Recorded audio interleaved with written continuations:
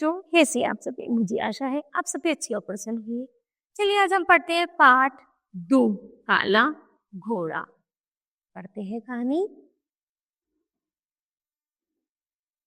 आज मुझे अपना पिछला जीवन इस तरह याद आ रहा है जैसे मैं कोई सपना देख रहा हूँ। सबसे पहले मुझे वह सुंदर चरागाह याद आता है जिसमें मुझे दूसरे बछड़ों के साथ रहने और सीखने का मौका मिला। कुछ तो बहुत बड़े थे और दुलत्तियां मारकर मुझे तंग भी करते थे। मैं इससे दुखी और परेशान हो जाता, पर माँ शाम को वापस आते तो उसकी ममता मुझे निहाल कर देती।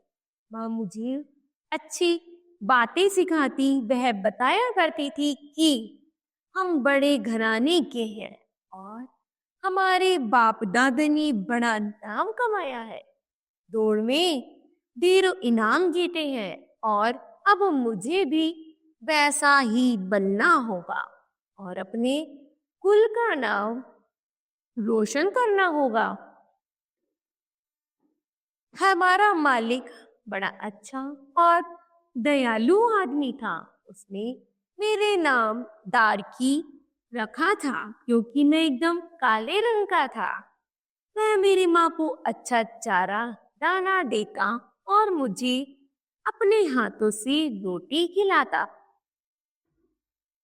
मैं कुछ और बड़ा हुआ तो मेरी सुंदरता में थोड़ा निखार आया। मेरे शरीर के बाल मुलायम थे और माथे पर एक सफेद टीका सा जो मेरी सुंदरता को बढ़ा देता था।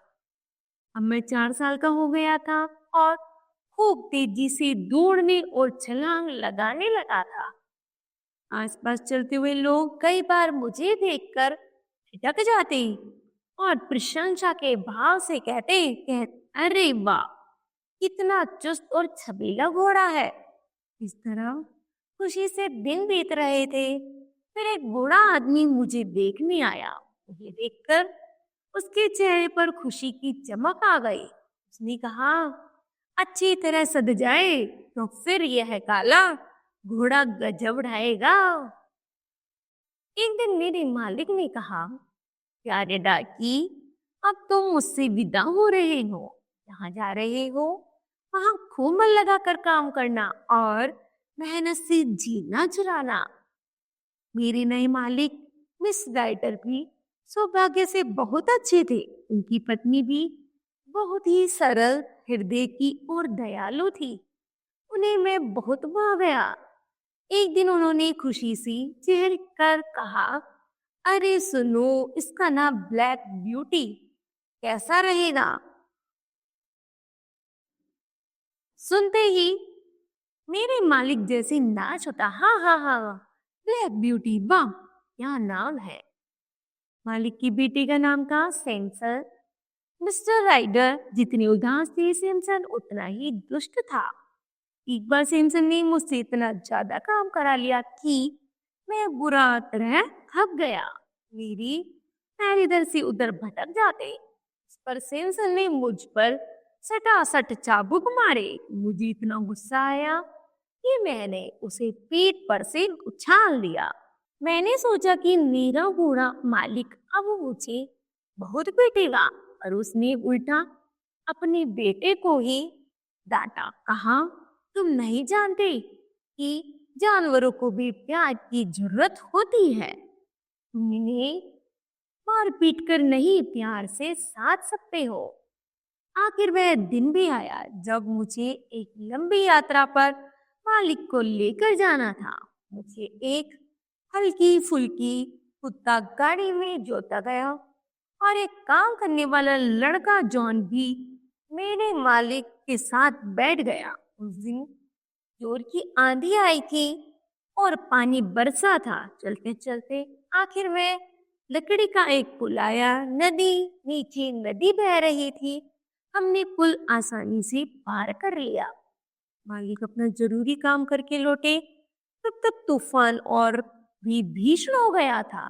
जब हम पुल तक पहुंचे तब तक नदी का पानी बढ़ गया था और पुल के बीच का हिस्सा पानी में डूबा हुआ था। मैंने पुल पर पैर रखा, लेकिन तभी मुझे लगा कि आगे कुछ खतरा है, इसलिए मेरे कदम नहीं वहीं रुक गए। मेरे मालिक ने हंटर से मुझे आगे चलने का इशारा किया, पर मेरे रुके हुए कदमों ने आगे बढ़ने से इनकार कर दिया। जॉन ने कहा, रुकिए मालिक, जरूर कोई बात है।